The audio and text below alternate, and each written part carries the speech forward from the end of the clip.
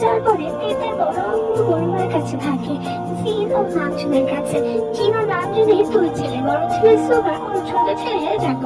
বড় ছেলে সুগা তার বাবার ব্যবসা বাণিজ্য সামলায় ও ছোট ছেলে কিছুদিন পরেই তার বাবার ব্যবসায় জয়েন করবে।